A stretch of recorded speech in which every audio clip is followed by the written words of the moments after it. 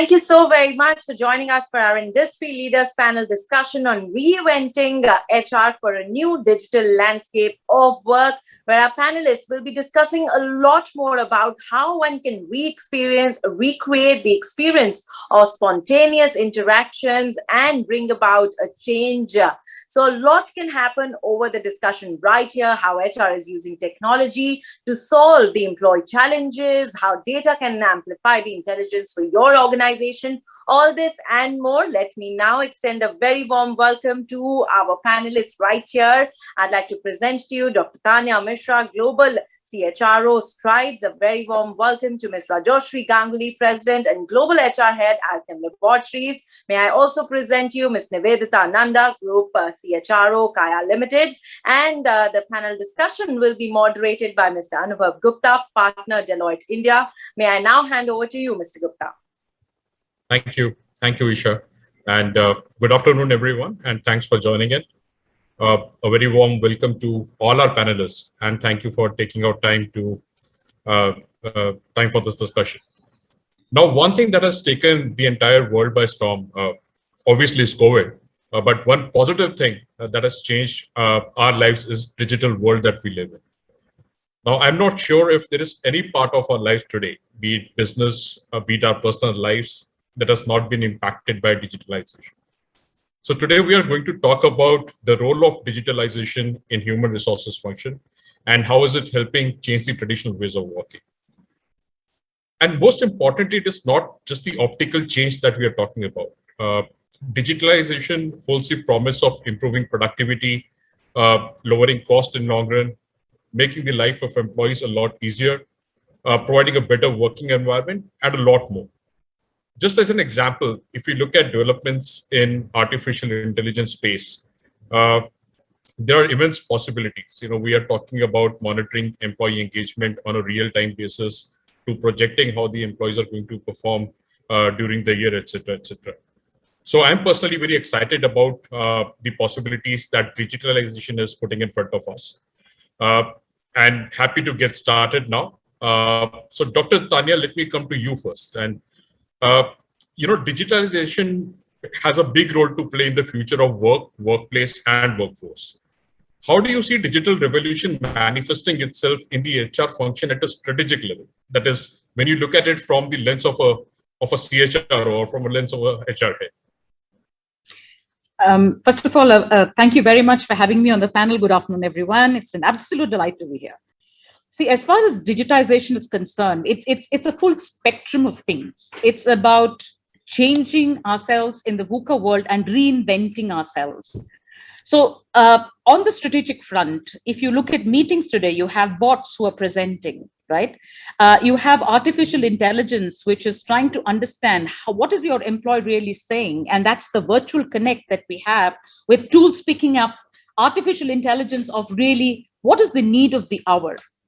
If that is not all, we have IoT, which is, or Internet of Things, trying to decipher what the future is going to be. So in every aspect, whether it is engagement, productivity, production, manufacturing, in every aspect where HR is a business partner and in the forefront. For instance, I sit right now, I am in the plant of our Strides office, and I just met our union leaders who are also, we would think that section is not really aware of the changes that's happening, but that's a fact that every person is getting affected, or I wouldn't say affected, is really moving to a future of a future which we really don't know, but it's also sometimes can be dangerous. So it's a double-edged sword, depends on how we play it. But I'd like to stop at that and hear what my other colleagues have to say. Thank you, Dr. Tanaya. Interesting point that you make, that the impact is all pervasive. It is not limited to one particular section of the employee population. Rajorshi, we'll be happy to hear your views on this one. How do you see this panning out from strategy perspective? Yeah, thank you, Anubhav, and thanks everyone for inviting me to this discussion today. I think my colleague, Dr. Tanaya, has already set the context. As we, we don't have to repeat that, the technology, digitization has, I think, invaded every sphere of our life, and obviously in the organization also.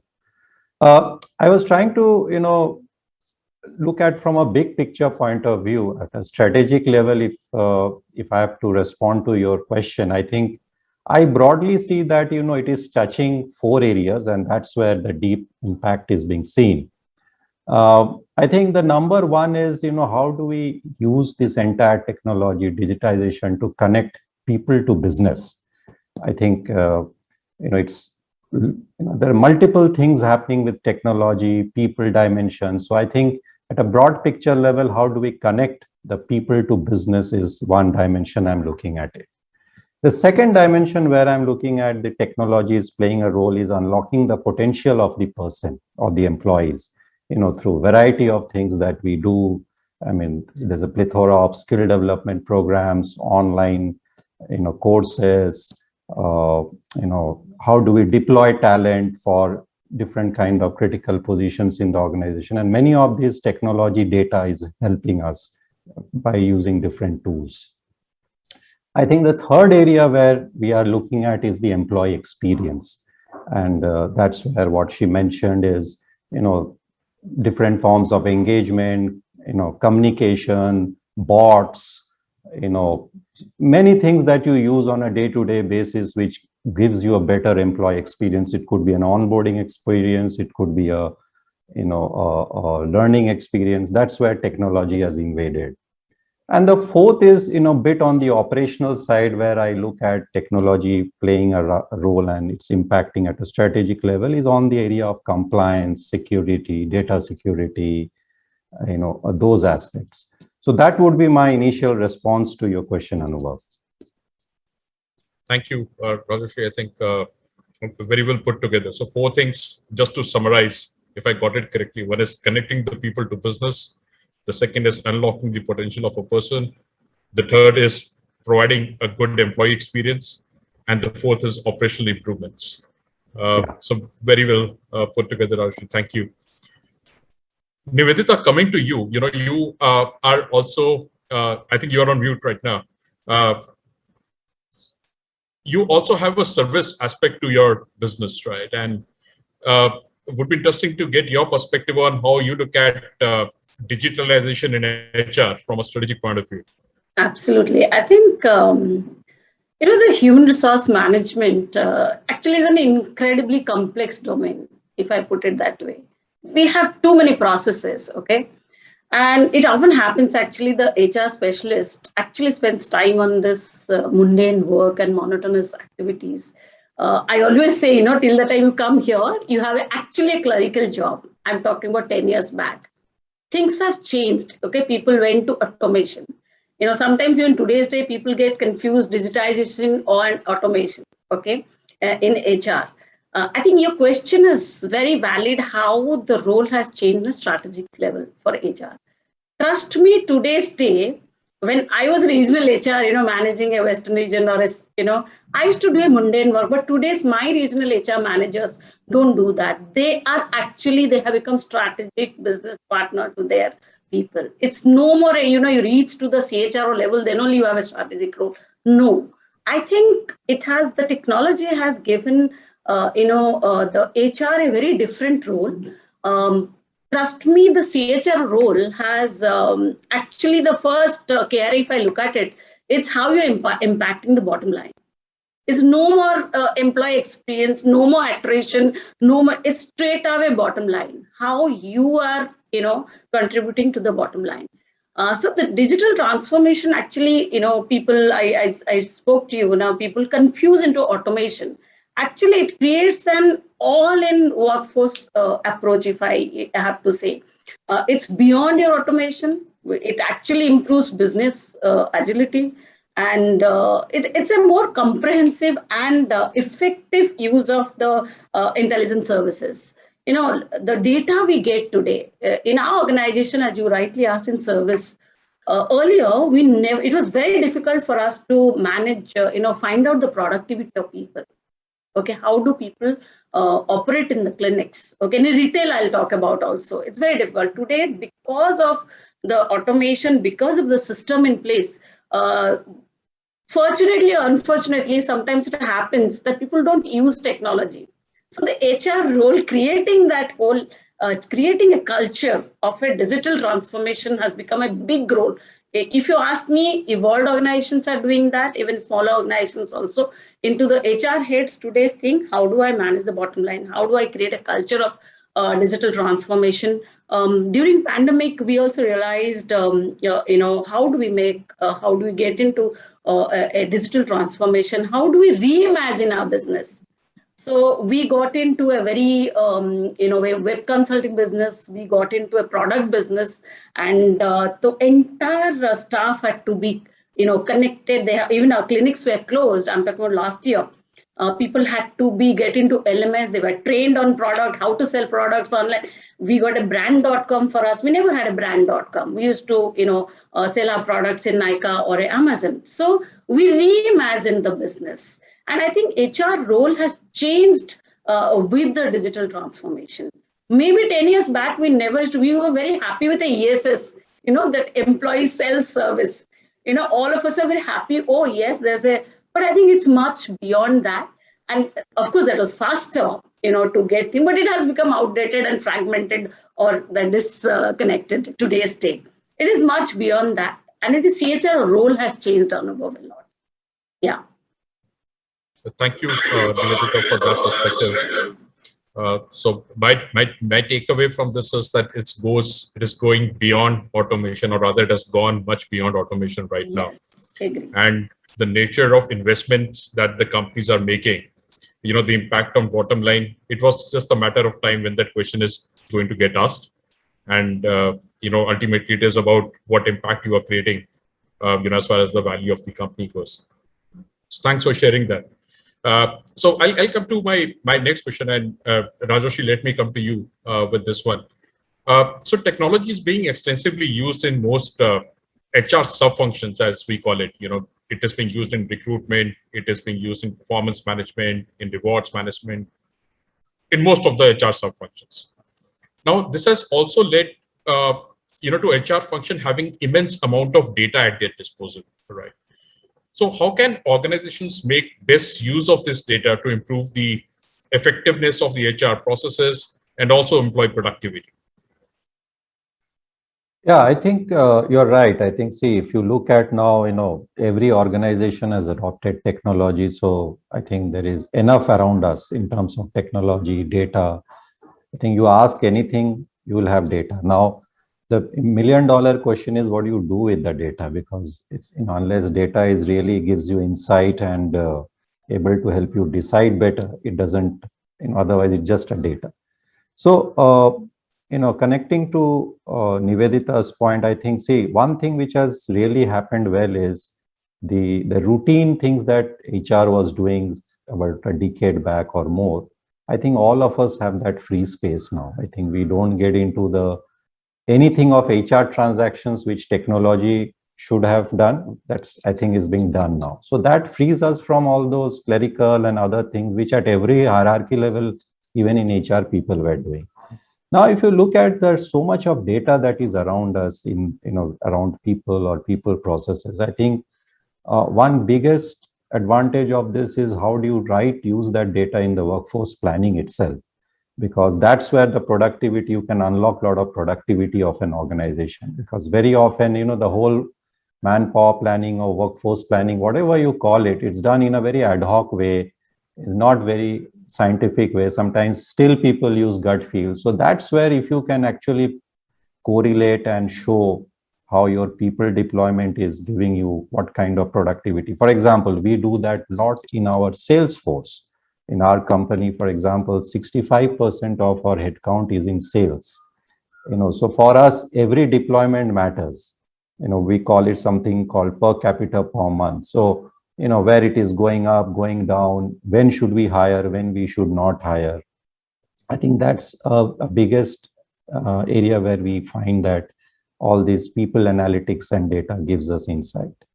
Beyond that, if you look at, as you rightly said, it's, every area where data is there today. And today, the biggest use of all this is how are we able to influence business and managers? Because very often, people decisions are seen to be taken separately, but with all this data, and when you connect, whether it's an attrition data, productivity data, engagement data, and to your outcome data of business, you can very well correlate, because if your engagement scores are really low and your business performance are also going low, you can at least start influencing the business that there is a people problem, because very often in the past we never had this kind of correlation. So these are some of the things initially I think we are picking up. Just one dimension I want to add, that's where even HR fraternity has to also train themselves very well, because it's just not having the data. What do you do with the data? And at every level of HR hierarchy, it's not just the CHRO's job. People will have to pick up the skill of data science, data analytics. Then only we will be able to influence business and take correct decisions. Yeah, very, very rightly said, Rajorshi. And do you think that there is a certain skill set which is required right now that should be infused into HR to ensure that we are making the most out of it? Yes, I think so. I think, if you look at the traditional way HR courses or syllabus would have kind of prepared all of us, this is something, dexterity with technology, understanding data, creating insights of it. This is certainly has become one core part of our overall competency. Of course, there is the human relations, human touch, advisory skills, that is certainly there. But I think today, right from an entry level to the senior most person in HR, they have to have this, understanding of technology and data. That's, I think, a must-have skill now. Thanks, Rajorshi, for that. Nivedita, coming to you, again, would love to have your perspective on how companies can best utilize this heaps of data, that is being churned out just by sheer usage of technology right now in the HR function, and how can we strategically use it for improving the productivity? Yeah, I'll just talk about my organization, how I do, so the audience will benefit. Maybe they can use it. Actually, the power of analytics is that they just not only support HR, in looking outwardly into the business, but they also enable HR to identify what can be improved within the HR function, So by making the link between the people's data and the operational performance, so it's possible to correlate the information in order to maybe to identify where the improved outcomes can be achieved, right? Business outcome. I just spoke in the last, when I was addressing how HR has become strategic. Today's day, earlier the HR used to approve the manpower with the business, right? They will have a discussion and they'll have SBP planning then every year. But today's day, it doesn't come here. It actually is managed by the business HR, because they have all the data previous year. They all have the data of the current business, and they are able to access business data, okay, which because of the automation or a digital transformation.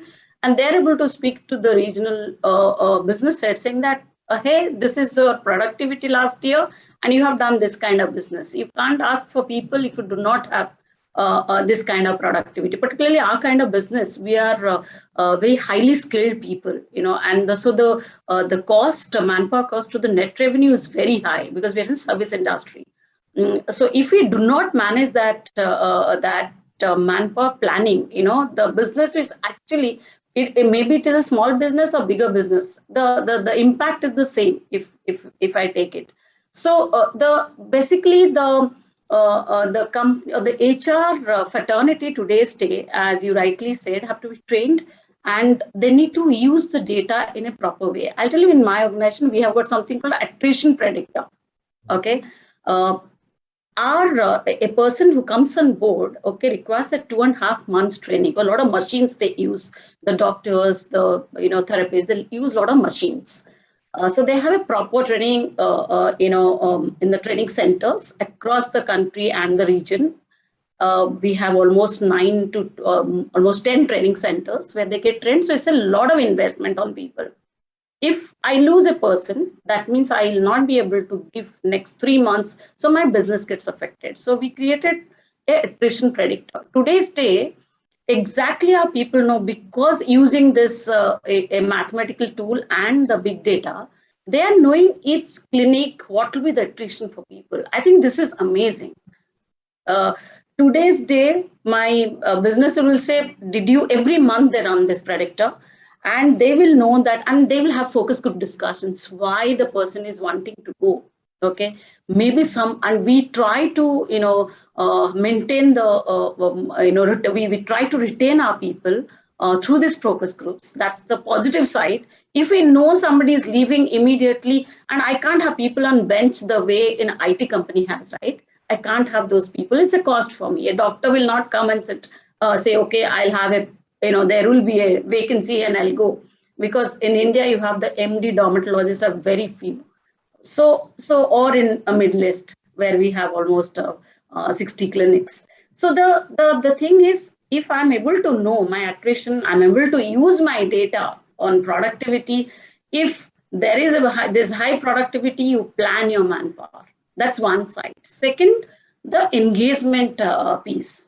We are able to know how we are a great place to work as an organization. We are able to today know our engagement score for people. I think that's a, we know if the score is low, there is some issue. We run almost 2 independent surveys and 1 internal. That means every quarter almost I'm having 1 engagement survey. And this all through technology. Third thing, how do I really, my talent management head, her KPI is the top line. Because she is investing on so much for people, she has a top line and a retention, and how she is enhancing the business through her activities. So if we're having data for all these, maybe it helps us to manage the bottom line plus the top line. I think it's important to understand the data and use it in a right way. Sure. Yeah. No, absolutely. And thanks for sharing that, Nivedita, some interesting examples of how predictive analytics can be put in place using a lot of data that comes to us through these processes. Dr. Tanya, your view on this one, because this is the utilization of this. We spoke about ROI earlier, and one of the important aspects of making everything digital is to see that, here is a lot of data which is there for us to use. How can we best use that? So, Anubhav, I'm going to make a very controversial statement. I don't know about the definition of mundane, but I think we have to be mundane in terms of understanding what is our core function, which is basically understanding of people. I can't remotely manage my union who's sitting here or people whom I met before. So there is some amount of authenticity in the mundane activities as well. Having said that, let's understand how does it really flow. It really flows from the backdrop of data analytics or Tableau, which therefore is able to look at big data or having slices and dices of data, which is there to be able to take a decision, either in terms of productivity, either in terms of manpower attrition, or in terms of engagement. But it's really trying to understand that, the big data in the background, which is therefore providing a predictive indices for you to take a proactive decision in the business, right? I have been in Accenture and I'm very, very familiar with some of these, because we've used it. We're using the same thing in pharma in Strides. But because of this data dicing, you're able to take any kind of decision. And I think today between HR and production, there is a seamless flow of events, right? Yes, there would be bottlenecks and there would be silos, but let's understand that this analytics piece is extremely important. For instance, yesterday we were looking at cybersecurity. Well, you might say that HR has nothing to do with cybersecurity, but today I'm able to say what is NOC, what is SOC, what is the sandboxing, what is phishing. So I'm saying that, we are moving to a different trend. So it's a seamless, but let's not forget with digitization, let's not forget what we stand for. So those mundane activities are extremely important, despite the fact that we are going to a digitized world. Sure. No, I think that's again an interesting perspective, Tanya, because both the worlds have to coexist. They have to live together, right? So important. And I have a related question to all of you. And let me come to you, Nivedita, first on this one. So Tanya spoke about some of the mundane activities, right? But I'll talk about, the human in human resources, right? So we are talking about a lot of digitalization. We're talking about a lot of technology. So is somewhere human going out of human resources? And how do we ensure that they coexist? Because ultimately we are dealing with human beings. We are not dealing with machines. Yeah, I think, one cannot, so all of us will be out of job, Anubhav. So we have to coexist. So, I was reading some article. So HPR, in fact, conducted a research involving almost 1,500 companies. So they found that firms achieve a more significant, performance improvement where they have a human and machine working together. Okay. And of course, this collaboration is very important. I will go for a hybrid model, okay, where you need to have human touch and you need to have the machine working for you. I give you again my experience, where how we have dealt with. Let's talk about implemented Microsoft 365. Okay, the Cortana is there, right? He keeps telling us how much we use that data, how much we use Cortana. It takes time, but definitely it helps me. For me personally, I'll say, oh, I have not seen these mails. I have not acted on these mails. Immediately, I make it a point. I see my morning Cortana, what she is giving me in the morning. Okay, what work I have to do, but definitely a human touch is required. Because are we dealing with a human mind? A chatbot or a robot or AI cannot really replace that. But certain practices are important. What Tanaya said, the mundane activities, maybe we can digitize those things and give the employee experience. Because today's world, it is the customer and employee, they're the two important lot in our business. If these two we miss everything. All of us know that. So maybe applying AI in a hiring process, a IT company. In my company, I cannot use it. It helps them to, they can use the NLP, right? What language they have used. They can shortlist the CVs. Well, there are thousands and thousands. So which I don't do, because for me it's very important to see a person, see the technical skills. I won't have so many applications for my organization, but IT recruiter definitely needs it to have. It takes out, actually his time can be the getting the right candidate through that. I'm sure that will help. But the impact of a hybrid model where HR and the AI or a mail where they are working together will definitely create that employee experience, which is very important today's day. Managing the Gen Z is no joke. Let's understand that. But their brain works, 100 times if you miss them somewhere. So the technology helps certain, day-to-day work, which it can be answered, and a HR person is there to do the, much bigger job what AI cannot do. Yeah. Sure. No, I think hybrid is the flavor. Yeah. So when we talk about technology and human, when we talk about work from home, work from office, I think hybrid model is playing everywhere. True. Dr. Tanya, coming back to you again on this particular aspect, so what can HR do to balance this, technology on one side and humans on the other? How do we get the right balance? Anubhav, you said, has HR gone out of HR? It's still human resources. It's not digitized resources. So it's not DR, but HR still, right? So I have a five-pronged model that we would like to use. One is human change. The change is universal, and that's something which today we are talking about digitization, tomorrow we are talking about something else, right? Similarly, just like, from currency, we moved to Bitcoins, and my young colleagues are talking about Bitcoins. Then is human agility. It's about how agile are you in terms of your processes, in terms of your manufacturing, in terms of interventions, in terms of how is the organization moving ahead. So human agility. The next one is human empathy.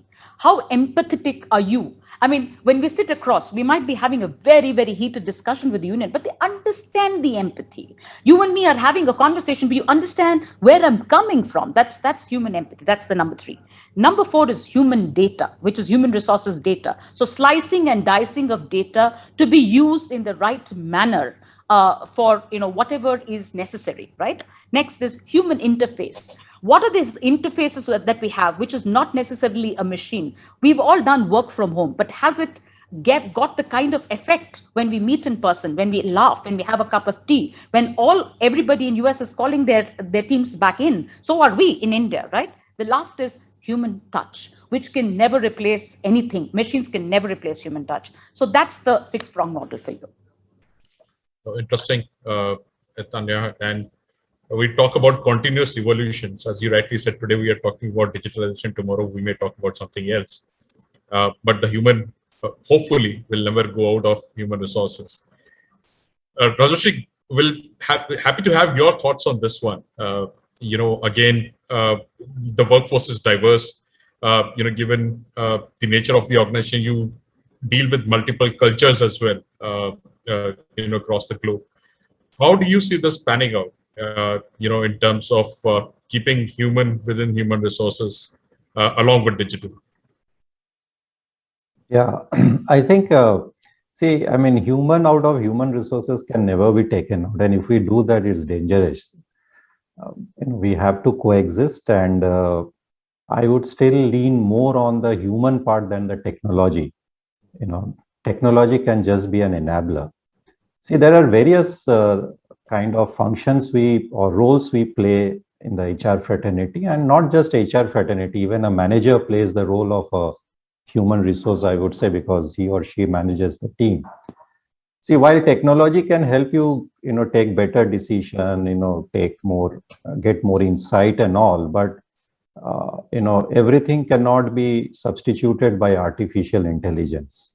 We need to have the EQ, IQ to also do our job. For example, we say HR has a role to play of sensing.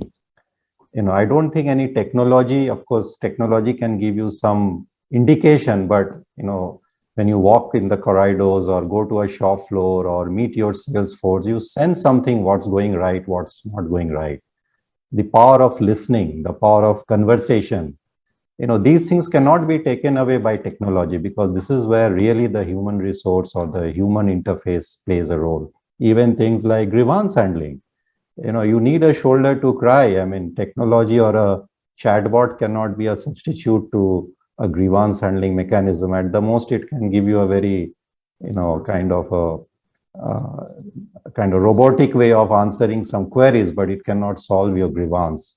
Things like performance dialogue, career conversations, coaching. I think, this is where human touch will be always required. So I think what is important is if we use the power of data analytics and all the technology available us, and how do we help take better decisions and do these jobs, which I just narrated, in a better way, because at the back of it, we will have a lot of information.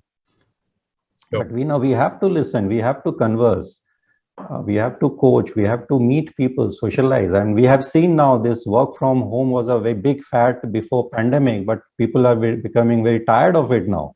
They want to come to office to socialize, because, I mean, we know we have to somewhere get into a hybrid model, but there is a power of socialization. So I think those things will remain in HR. That cannot be substituted. Oh, well said. And my next question, and any of you can take it up. When any organization adopts technology, there is a process that an organization goes through, right? So you have to shed the old ways of working, you have to adopt new ways of working, and you have to manage this whole change process. So what's the role of HR in managing this? How do we ensure that this change is subtle, this change is effective, it's timely, and it is giving us the right benefits that we envisaged at the beginning of the exercise? Dr. Tanaya, let me pick. So, so there is no really a right time as such. It's about what is the state that the organization is, right? For instance, a pharma company is very different from an IT company very different from a retail company. So it depends on the stage and evolvement of the organization. So whenever we do adopt technology, let's remember it goes down to the weakest link, which is that person standing at the shop floor, or whoever it is. So it is, so therefore what happens is it goes through very many iteration processes before we decide what is it that is necessary for the organization. So today, there is a number of technologies which is there, but what is useful for you in Deloitte is not necessarily useful for me in pharma, right? So it's about understanding, because ultimately it is the people on the shop floor who are going to be using this, and everybody immaterial of the designation or their position will be affected. So the ease of the technology, the relevance of the technology, the stage that the company is in, of accepting, because you can buy a technology, but is it adaptable to your organization? Are you going to get the ROI on whatever it is? So there is a lot of decision points. So therefore, as C-suite, we come together to try and analyze what's correct for the organization, basis which then there is a cascade across the organization. I hope I've answered you. Rajorshi, Nivedita, would you like to add to this? You're on mute. Sure. So I think, technology is something, of course, people have to change. As I told you, it's a culture. I'll give you some example again from my organization. We went digital. We did a lot of transformation, thinking how to become product. Is my HR trained to get a digital guy to the organization? I wanted a chief, head of digital transformation. You won't believe there are very few people in the industry, let me tell you. Forget about HR being trained to hire somebody like that. Today's day, the way e-commerce has really, because of the pandemic, they're doing so good. Every e-commerce guy has 2 to 3, offers in hand today. And to get the right talent to the organization, HR had to learn, how to get a product guy. Who is a product guy? Who knows platform, who understands IoT, who understands machine learning, So it's a process. You need to create a culture in the organization. First, I told you in my, when I was speaking to you. So I think HR also plays a major role with the business. So understanding the organization need and getting the right kind of processes. For example, LMS. Let's talk about LMS. All of us will have LMS for a long time. How much we use it, that's important. Are we really saying that, yes, LMS, if I'm, having a learning session through LMS, for the products, my product business is going up. Then what is the point of having a technology if you're not using it?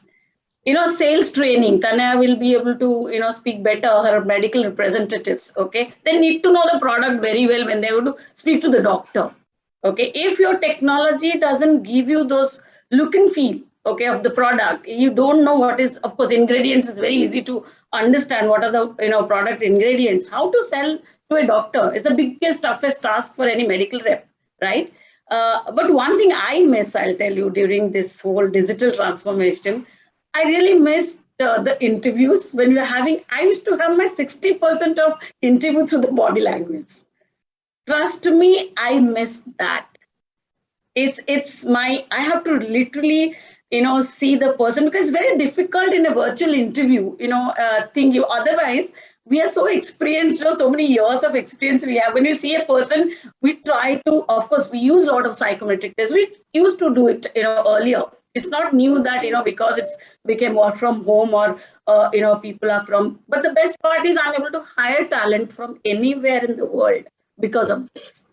This is a little difficult. So we invested a lot on psychometric, what we had before because it's important. You are, having leadership roles, not knowing them properly. And the meetings are, maybe I would have met once, but here leadership role means I'll meet 3 to 4 times. Because it's very much required at this point of time. So I think digital transformation is important, but the certain things, as you rightly say, the human touch, and is it going to, I miss that. As Mr. Ganguli said, that's socializing we have been operating for 1.5 years from home. We're very clear we are not going. People are working, but I miss that person is going there, meeting my colleagues, and handling their issues. That is the for any human resource manager, they will miss this. It's a very small thing, but I think they miss it. So, Anubhav, adding to what Nivedita was saying, it's also the mindset. So today you have a lot of gig workers who don't want to come back home, who want to do different assignments because it gives them variety. Because the kind of workforce which is also coming is changing, right? So many gig workers today are available. In fact, we as organizations are also started investing in gig workers because it's ultimately it's the kind of rupee or dollar that you're spending per person. So even the workforce, therefore, is changing today. So that's what we have to take cognizance of. So many industries which were there are not there anymore. So on one hand, you have a large supply. On the other hand, you don't have the kind of talent you're looking for. And then there are people who you can get through this gig economy. Sure. Very valid points, Dr. Tanya Nivedita. Just coming, Rajorshi, to you to get your perspective on HR's role in this whole change management process. As we adopt, it is not going to go away. So that's the reality of the situation. Every company is talking about digital footprint. What can HR do to make this whole change process a very good experience for employees, right, and for the organization as well? Yeah, I think it's a very pertinent question. I think there are a couple of ways HR can facilitate this. I think, to me, the way I look at it and I expect out of my team, first of all, in any of these change agenda where you use a lot of technology, you bring different system processes. So a lot of people have anxieties. Would I be relevant, or would it be difficult to adopt, because everybody is happy doing what he or she was doing a few years back. And I think so we are. So I think, a very transparent communication, giving clarity, why are we bringing certain technology, etc. I think that is the number one role to play. The second is in the entire hand-holding process. When you do a good hand-holding process because many people, like even in our manufacturing, we are seeing, the kind of machines we had even 5 years back and versus now, the old operators, they are very skilled operators, but they are finding it difficult to adopt because there are a lot of these softwares, applications, that they have to learn quickly. So how do you help them really, bridge this gap quickly? I think because everyone you cannot change overnight and bring a new set of workforce. So I think that's the second role.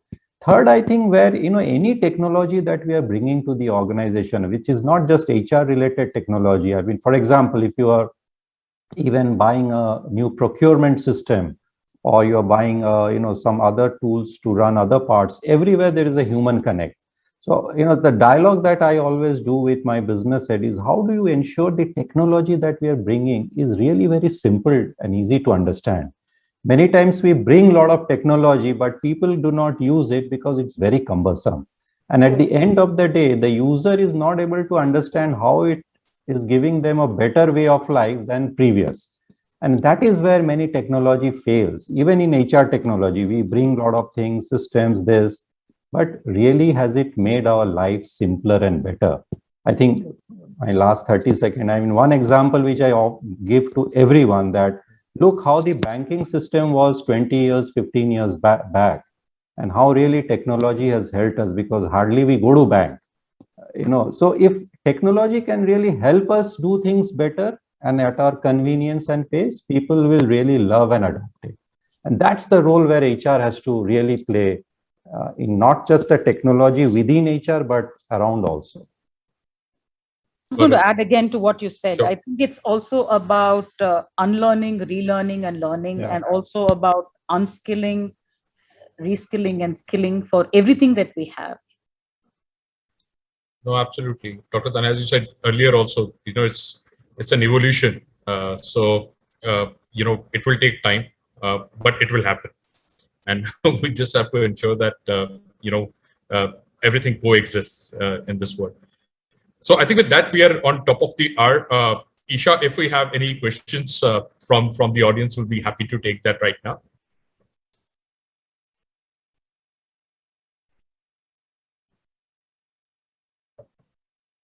Isha, over to you. Thank you so very much, sir. It's been an absolute pleasure having all of you right here with us. And I'd like to thank each and every one of you for joining us, for sharing your views here with us. Sadly, we won't be able to take any questions at this point, but I'd like to thank each and every one of our speakers for joining in. Thank you. Thank you, Thank everyone. you. Thank you. It was nice meeting all of you. Yeah. Thank you. Thank Thank you you very very much. much. Bye. Thanks. Thanks, Thank you. Bye-bye. Bye. Thank you. And let's look forward to our next session in just a bit. So do visit us at our experience zone for a lot many more opportunities to win prizes.